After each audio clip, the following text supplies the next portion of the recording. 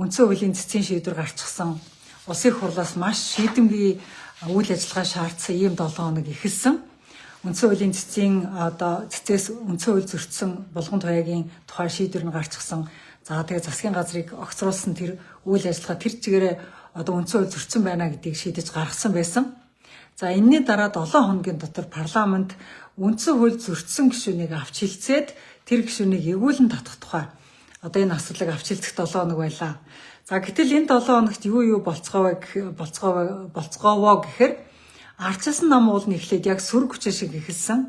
Нэгд өдрийнхөө хурлыг хуралдахдаа за ер нь үндсэн хуулийг зөрчсөн гишүүнийг бол үндсэн хуулийн дагуу үндсэн хууль дээр заасан байгаа хуулийн санкцаар нь буюу эгүүлэн татах арга хэмжээг нь авах зүйтэй гэдгийг сөрөг хүчний хувьд бол ардчилсан нам шийдсэн. Хүн нам таг, үндэсний эвсэл таг. За тэгээд ардын намхан яасан бэ гэхээр за энэ 7 хоногтой багтаад Булган туяаг л татахгүй байх юм бол юу ч хамаагүй хийсэн ч яах вэ гэд ингээд удирдах зөвлөлөө хуралдуулаад эвлэрлийн ажлын хэсэг гэж гаргаад нөгөөдөл чи ингээд ерөөсө нялуурх ажлаа хийлээ. За тэгээд ардын намхан бол яг хөтэ би хэлдэг. Ардын намхан бол ардын намхан шүү. Эднэр бол нэг хэсгийн шударгын дүр тоглоно. Маргааш нөгөөдөл чинь эвлэрнэ.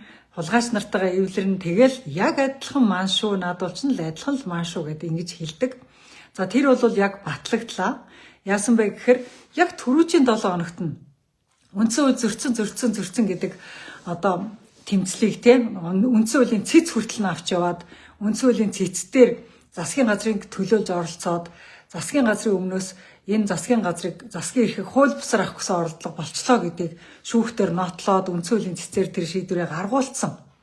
Ингээд тэмцлийн манлайд явж исэн Бямцогт гэдэг гишүүн энэ 7 хоногт яг алга уруулсан юм шиг эргээд одоо бол юу яриад явж байна вэ гэхээр Булган туяаг огцруулах хэсэг асуудал ер нь Булган туяаг эгүүлэн татах хэсэг асуудал бол ер нь бидний үзмжийн асуудал шүү дээ. Улсын хурал дотооддоо шийднэ гэдэг ийм юм ярьчихсан явж байгаа шүү.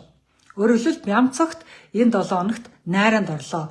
Хамгийн том алга уруулснаар хамгийн том алга уруулалт хамгийн том найранд тэр Монгол ардын намын эвлэрлийн ажлын хэсгийнхэн найранд орсон юм уу? Нүүрсний хулгай мөнгөнд орсон юм уу? Юунд орсон юм мэдэхгүй.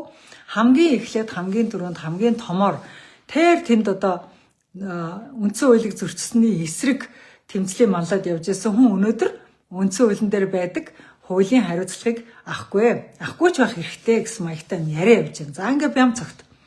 За яг Бямцогттой хөрс зэрэгэлдээ амьдардаг ер нь бол бараг л сайн өрөө садан төрөл гэж ярихаар хүн бас ардчилсан намд байдаг. За тэр хүн маань Одон туяа гишүүн байгаамаа. За түрүүчийн манхны засгийн газрын сайд Одон туяа нэгд өдөр бас ямар шийдвэр гаргасан бэ гэхээр нэгд өдөр Одон туяа ардчилсан намын хурал дотор байхдаа ардчилсан намынхаа бүлэгтэйгээ хамт гар өргсөн байх гэж найдаж байна. Булган туяаг эгүүлэн татах зүйтэй гэдэг шийдвэрийг гаргаа явж исэн хүн өнөөдөр хэвлэлд ямар ярилцлага өгч ийнө нөхөр Булган туяаг их хурлын гишүүнээр үлдээсэ гэж би хүсэж байна. Яагаад гэвэл Булган туяа боловсралтай. Яагаад гэвэл Булган туяа эмхтэй гэд ингээд нялуур явчихна. За энэ хүн 5 хоногийн дотор юу руу ороод ингээд үзэл санаа нэгд өдрөөс 5 дахь өдрийн хооронд ингээ алга уруулсан юм шиг эргэцсэнийг бид нар бас сайн мэдэхгүй байна. Манай ажлын хэсэгт аныг төлөөлж орсон юм уу? Эсвэл угаасаа манай гишүүн байсан юм уу? Манай эвлэрлийн ажлын хэсгийн үр дүнд л ямар ч гэсэн Одон туяа бол өөрчлөгдчихлөө. Нэгд өдөр 5 дахь өдөр хоёр нь шал өөр байна. За тэгэл Понсолмаа гишүүл байх юм, Баасан жаргал гишүүл байх юм. Ингээл эмхтэй гишүүд маань араасаа ингээл эмхтэй уучраас Булган туяаг ингээ үлдээгээд өгөөч гэдэг ийм ярьж байгаа байхгүй. За тэгвэл эмхтэй уучраас хууль зөрчиж байгаа бүх хүнийг хуулийн дээр тавьсан хариуцлагын хүлээлгдэх юм бол ер нь эмхтэйчүүдийн шоронгоо тэрчгээр байхгүй болгочих хэрэгтэй юм уу? Эмхтэй хүмүүсийг ерөөсөө хэрэг татахын болчих хэрэгтэй юм уу? За тэгвэл үндсэн хуулийн өмнө бүх хүн нас хүүс харгалзахгүй тэгш байна гэдэг тэр тэгш байдал чи яах юм? Энийг бол ерөөсөө улсын хурлын гишүүд ерөөсөө бодож байгаа юм байхгүй. Зүгээр л зөвхөн ганц нэг хүнд зориулаад үндсэн хуулийг тэр хүн зөрчижсэн ч хамаагүй үндсэн хуулийн дээр тэр хүнийг гаргахын төлөө ингээд нялуурсан ийм ажиллагаа явагдаж байна. За миний хувьд гэвэл яг үндэ Одон туяа Булган туяа хоёрын хоорондох ингэж нялуурл нь юун дээр тогтдгийг бол мэдэхгүй. За яг цаг дээрээ тулах юм бол ойр дотн танил тал энтергээд ярих юм бол хинч хэнийгээ ч хуулийн өмнө өмөрч болох нь байна л да. Тэгээд өмөрөөд ингээд шүүх тогтоочод байхад тэ үндсэн хуулийн цэс тогтоочод байхад тэр цэцийн дээр гараад нялуурч болох нь байна гэдгийг ингэж харуулах гэдэг. Энэ дандаа одоо юу руу явуулж байгаа нөхөр улсын хурлын нэр хүндийг унгаах руу чиглэсэн үйл ажиллагаа явуулж байна. Үндсэн хуулийн дээр нь гараад өргөсөн тангарагын дээр нь гараад хуулийн дээр нь гараад танил тал тохоо татаад ингэ нялуурч болдгийм байна гэдгийг ингэж харуулдаг юм бол хууль гэдэг юмыг одоо яг номоор нь хэрэгжүүлж байгаа иргэдийн хувьд бол энэ хэтэрхий том доромжлол болно. Хэтэрхий том доромжлол болно. Тэгээд энэ доромжлолыг бол эвлэрэл гэдэг нэрээр нэг намын дотоод асуудлыг шийдэхин тулд Монгол улс үндсэн хуулиа одоо уландаа гიშгэх ийм төвшөнд одоо эднэр авчиж ярьж штэ. Яг энэ үндсэн хууль зөрчсөн шүү гэдгийг анханаас нь хэлээд одоо олтор дуграад яг чигээрээ ингээд зарчмаа бариад дуграад байгаа цөөхөн итгэн гишүүн байгаа байхгүй юу? За тэдний одоо хамгийн тэргүүнд би одоо Ганбаат гишүүнийг дурдмаар байна л да. Ардсан нам дотор Ганбаат гишүүн байна, Амгаланбаатар гишүүн байна, цөөхөн эдэн гишүүн, Баярмаа гишүүн байна. Яг л зарчмаараа дуурж байгаа байхгүй юу? Үндсэн хууль зөрчсөн, энийг тогтоосноо тогтоосон, тогтоох ёстой эрх бүхий байгууллагын тогтоосноо тогтоосон. За тэгвэл үндсэн хуулиа зөрчсөн хүнд ямар арга хэмжээ авах ёстой? Тэр нь одоо хуулийн дээр эргүүлэн татах гэж байж байна. Өөр нэг ч үг байхгүй шүү дээ. Үндсэн хуулийг зөрчсөн бол улсын хурлын гишүүнийг эргүүлэн татах үндэслэл болно гэд ганцхан шийтгэл байгаа шүү дээ. Тэгээ энэ ганцхан шийтгэлийн одоо хүлээлгэх хэрэгтэй байгаа байхгүй юу? Гэтэл нөхдүүд үндсэн хуулийн дээр байхгүй шийтгэлийг хүлээлгчээд шийтгэлээ хүлээсэн юм чи гэж ярьж байгаа байхгүй юу? За тэр нь ямар шийтгэл вэ гэсэн чинь Монгол ардын намын бүлэг гинөө, Монгол ардын намын удирдах зөвлөлт ч юм уу хуралдаад одоо болгон туяаг дид дарга өг гэсэн гинэ. За одоогор бол өгцсөн юм байхгүй, үгнэгээ өргөдлөө өгцсөн юм байхгүй, огцруулсан юм байхгүй байгаа. Тэгэнгүүт яаж нөхөр дид даргаас нь огцруулж байгаа юм чинь давхар шийтгэж яах юм гэж байгаа байхгүй юу? Гэтэл үндсэн хуулийн дээр юу гэж байгаа вэ гэхээр дид даргаас огцруулж гэдэг үг байхгүй. Одоо албан тушаалгасан чөлөөлөд бусдыг үлдээж гэсэн үг байхгүй. Үндсэн хуулийн дээр үндсэн хуулийг зөрчөөд тангаргаа нятсан гишүүнийг бол эргүүлэн татнаа л гэж байж байгаа байхгүй. Тэгэхээр үндсэн хуулийн дээр байгаа энэ зүйлээрээ санал хураагаач. Үндсэн хуулийн дээр байгаа ямаараа санал хураагаач. Яагаад үндсэн хуулийн дээр байхгүй дид дарга дээр эхлээд ярих гэдэг юм бэ? Тэртээ тэргүй эргүүлэн татчихвал дид дарга биш л болно шүү дээ. Тэгэхээр зэрэг эргүүлэн татах гэдэг тэр үндсэн хуулийн дээр байгаа үгээрээ санал хураалт явуулахад юунаасаа айгаад байгаа юм бэ? Намайг бол зарим хүмүүс бодож л байгаа хоо. Өнгөрлөө чи одоо эмэгтэй гишүүн байсан, эмэгтэйчүүдийн төлөө дуурдаг байсан. Яагаад энэ дээр болгон туяа дээр хатуурхаадийнэ гэж зарим хүмүүс бодож иж магадгүй. Ээлийн их сургуульд адилхан сурж исэн, янз янзын одоо холбоо байгууллагад хамт одоо явж исэн гэхэд яагаад болгон туяа дээр хатуурхаад байгаа юм гэж бодож иж магадгүй. Тэгвэл би одоо болгон туяаг ойлгодог хэлээр нь одоо англиар хэлж игээл да. Яагаад гэдгийг. Болгон туяа there is nothing personal. This is strictly business. Чи энэ үгийг аягүй сайн мэдчихэж байгаа. Nothing personal, strictly business гэж нэг үг байдаг штэ. Энэ юу гэсэн үг юм бэ гэхээр хувийн юм юу ч байхгүй энэ дээр. Хувийн юм юу ч байхгүй. Чам дээр хувийн тооцоо байхгүй. Цэвэр бизнес, цэвэр ажил хэргийн яриа ярьж байна гэж ингэж хэлдэг. Тэгэхээр цэвэр ажил хэрэг талаасаа үндсэн хуулийн дээр цэвэр ажил хэргийн талаар чи яг ийм хариуцлага хүлээ шүү гэд хуулийн дээр бичсэн байгаа байхгүй юу? Тэгээ улсын хурлын гишүүд тангараг өргөдөг. Тангаргаа няцах юм бол гэж байгаа байхгүй юу? Одоо тэр үндсэн хуулийг дээдлэнэ гэдэг тангаргаа няцсан байгаа шүү дээ одоо. Үндсэн хууль зөрчсөн гэдэг үндсэн хуулийн зэц шийдвэр гаргацсан гэдэг чинь тангаргаа няцсан гэдгийг нотолсон гэсэн үг байхгүй юу? Тэгэхээр үндсэн хуулийг дээдлэнэ гэсэн тангаргаа няцсан хүн бол миний би тангаргаасаа няцвал хуулийн хариуцлага хүлээнэ гэд бас тангараг өргөцсөн. Тэгээ өргөсөн тангаргаа нотлоод гарын үсэг зурцсан байхгүй юу? Тэгэхээр болгон туяагийн гарын үсэг зурцсан тангарын хуудсыг одоо өнөөдөр сэтгүүлчид цацж авах хэрэгтэй байхгүй юу? Та ингэж тангараг өргөсөн байж тээ болгон туяа гэд. Тэгэхээр тэгээд гарын үсэг зураад тангаргаа өргөөд энэ тангаргаа няцвал би хуулийн хариуцлага хүлээнэ гэсэн маа. Хуулийн хариуцлага гэдэг чинь юу гэсэн үг юм бэ гэхээр болгон туяа хуулийн дээр байгаа хариуцлагыг хүлээнэ гэсэн үг байхгүй юу? Хуулийн дээр байгаа хариуцлага чи юу юм бэ гэхээр эргүүлэн татах гэдэг ганцхан үг байгаа шүү дээ. Хуулийн дээр дид дарга уйл эргүүлэн татхаас нь чөлөөлнө. Улсын хурлын дарга уйл тэр даргаас нь мулталчаад өршөөнө энэ төр гэсэн үг бол байхгүй шүү дээ. Хуулийн дээр байгаа энэ хуулийн хариуцлагыг л ярьж байгаа. Тэгэхээр энэ дээр бол хуулийн хариуцлага яригдах нэ. Болгон туяа дээр хуулийн хариуцлага хүлээлгэх ёстой, эргүүлэн татах ёстой гэж ярьж байгаа гишүүдийг 100% дэмжиж байна. Яагаад гэвэл тэр хүмүүс бол яг үндсэн хуулийг уншаад яг үндсэн хуулийн дагуу ажиллаад байна. За тэгээд нялуурч авч үлдчихэж гаад коноп дараад бүгдээрээ сайхан гэд хавтгаагаараа үндсэн хууль зөрчижүүл юу болох юм бэ? Хавтгаагаараа улсын хурлын гишүүд үндсэн хууль зөрчсөн үнэ авч үлдээд үндсэн хууль зөрчгөөчвөл яах юм бэ? Улсын хурл ард түмнийхөө өмнө зүгээр л лежитим байдлаа алднаа.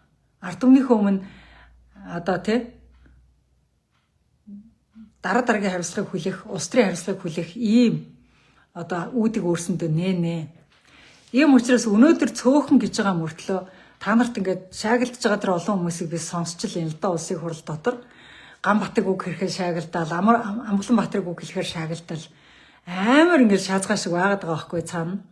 Тэгэхээр ингэж шаазгаа шиг ингээ олуулаа шаагилдснараа үндсэн хуулийг өөрчилчихгүй.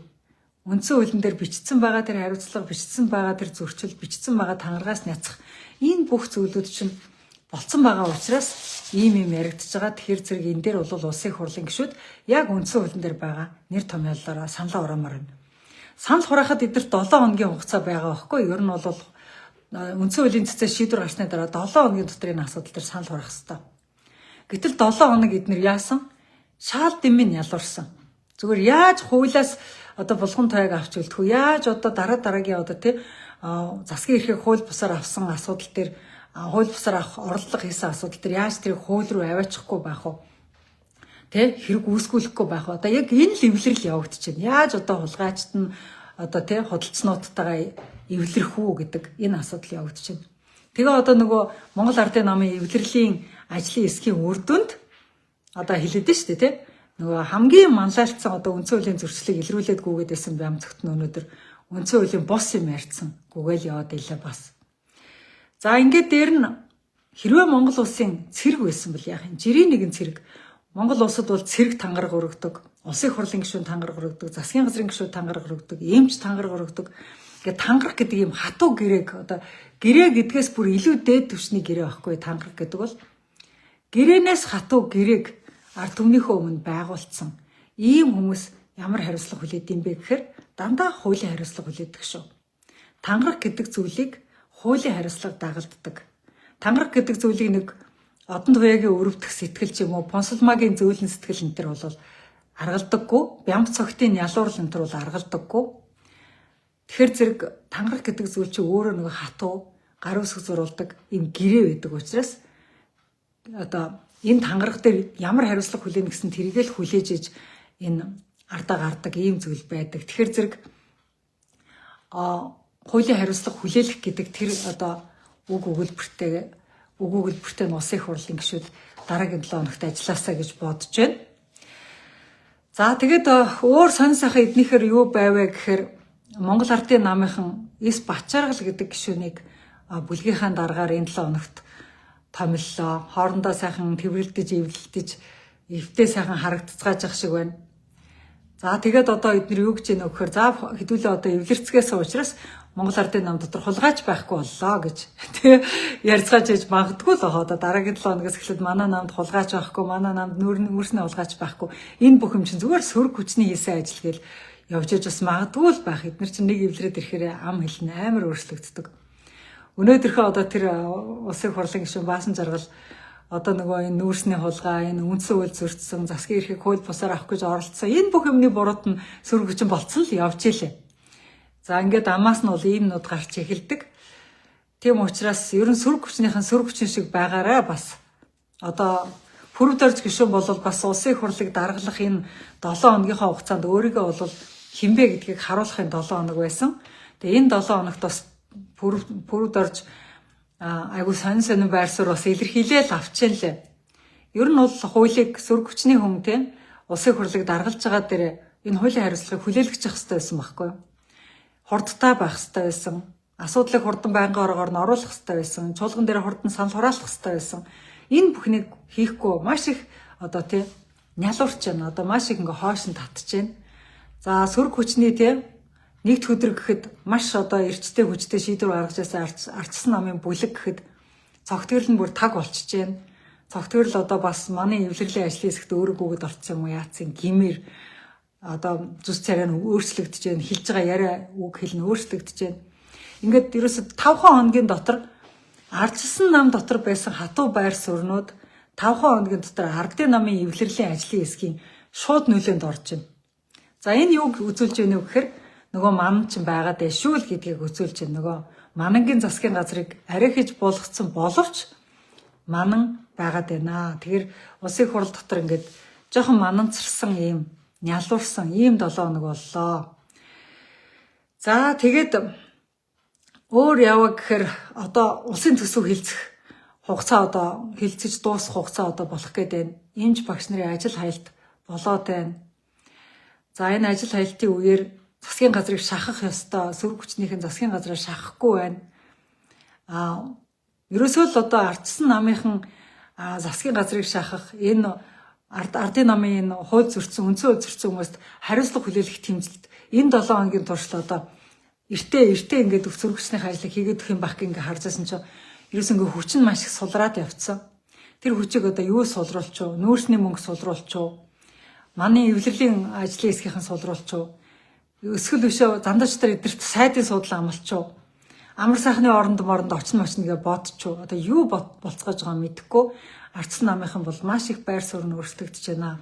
Тэгээ байр суурьнд хатуу байгаа, үндсэн хуулийнхаа талд байгаа, хуулийн хариуцлага хүлээлгэх талдаа байгаа энэ цөөхөн эдэн гишүүдийг эх 7 хоногт илүү нэмэгдүүлээд ошруулад нэг Монгол улсад нэг үндсэн хууль гэдэг нэг эцэг хууль байгаа шүү гэдгийг нэг харуулад өгмөр байна дараагийн 7 хоногт.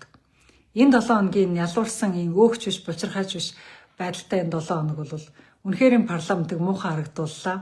Одон туяаг маш муухай харагдууллаа. Босламаг залуу гишүүнийг маш муухай харагдууллаа. За тэг пүрвдэржигч гэсэн аюул сонин тийм одоо хоёр нүртэй хоёр талд хөлөө тавьчихсан юм шиг ингэж харагдууллаа. Цогтгөрлөг бас тэгж харагдууллаа. За тэгээд энэ 7 хоногийн хамгийн сайн одоо тууштай байсан хоёр улс төр чинь дахин Ганбат Амгалан Баатар хоёр байлаа гэж ингэж хэлье.